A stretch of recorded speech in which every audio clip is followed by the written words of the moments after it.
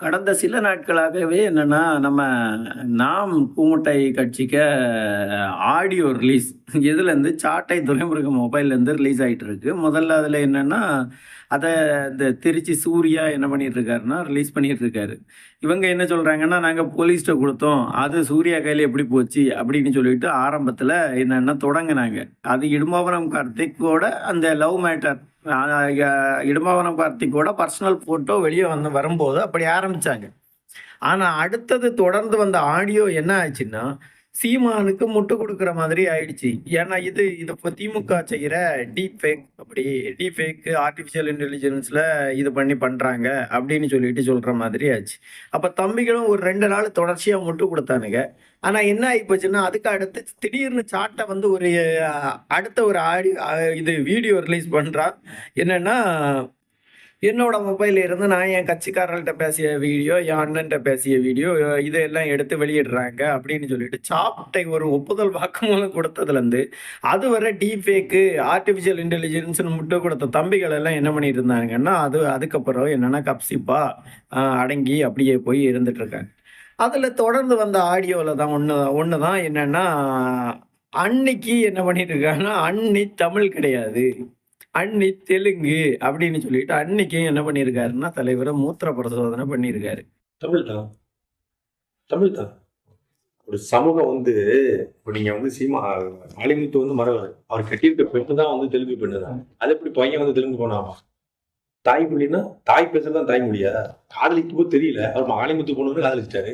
காதலிச்சு முடிச்சதுக்கு அப்புறம் தான் அம்மா ஒரு சாதி, அப்பா ஒரு சாதின்னு தெரிய வருது. ம். இவனுக்கு அதுவா அந்த நாம் கூமுட்டை கட்சி குரூப்னாலே இந்த மூத்திர பரிசோதனை பண்றதுல இவனுக்கு ஸ்பெஷலிஸ்ட். அது எப்படின்னா, ஆ இது இவர ஒரு ஆள சொன்ன உடனே அந்த ஆளு தமிழரா, தெலுங்கரா, கன்னடரா அப்படின்னு பட்டுன்னு சொல்லிருவானுங்க. அதுக்கு பேஸ் யாருன்னு பார்த்தா, இந்த இந்த மஞ்சப்பொடி மாமா பயலா தான் இருக்கான். பார்த்தா, அவன் என்ன சொல்றான்னா, சீமான் லவ் பண்ணும்போது தெரியாது. அதுக்கப்புறம் தான் தெரியும். அப்பா ஒரு ஜாதி, அம்மா ஒரு ஜாதி அப்படின்னு இன்னொரு ஆள் கூட பேசிட்டு இருக்கான். அப்ப என்னன்னா, சீமா அதுல தான் சொல்றான், தமிழ் கிடையாது. கயல்வழி தமிழ் கிடையாது. தெலுங்கு அப்படின்னு சொல்லிட்டு.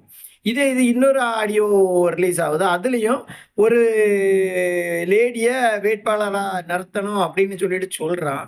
அதுலயும் என்னன்னா முதல்ல ஆரம்பத்திலே அவங்க ஜாதிய தான் சொல்றான்.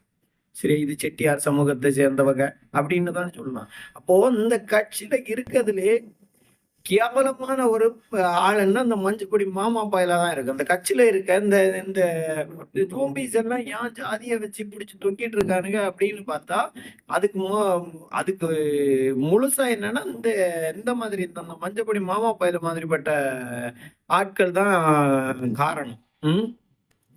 அதுல கூட என்னன்னா, இணையத்துல ட்விட்டர்ல பார்த்தீங்கன்னா, காமெடியா இருக்கும். தம்பிகள் முதல்ல என்ன பண்ணுவானுங்கன்னா, மூத்திர பரிசோதனை பிறகு இது தாய்வழி தமிழ் சமூகம்ங்கிறது தாய்வழி சமூகம், தாய்வழி சமூகம் அப்படின்னு சொல்லிட்டு சொல்லுவானுங்க.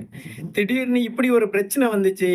சீ சீமானோட ஆ மனைவி தமிழ் சமூகம் கிடையாது அப்படின்னு சொல்லிட்டு இது வந்ததுலருந்து, இவனுக்கு என்ன பண்ணிட்டு இருந்தானுங்கன்னா, தந்தை வழி சமூகத்துக்கு மாறிட்டானுங்க. அதாவது தம்பிகள மாதிரி என்ன பண்ண முடியாதுன்னா, மொட்டு குடுக்குறதுக்கு யாராலயும் முடியாது. ஏன்னா சீமான் சொன்ன ஆமைக்கறி கதையிலேருந்து யானை கப்பல்லேருந்து, அரிசி கப்பல்லேருந்து, ஆம ஓட்டு கதையிலேருந்து எல்லாத்துக்குமே என்னன்னா, எங்க இருந்தாவது ஒரு புதிய ஸ்டோரிய கொண்டு வந்து அப்படியே என்ன பண்ணுவானுங்கன்னா, அப்படியே முட்டி நிப்பாட்டுவானுங்க.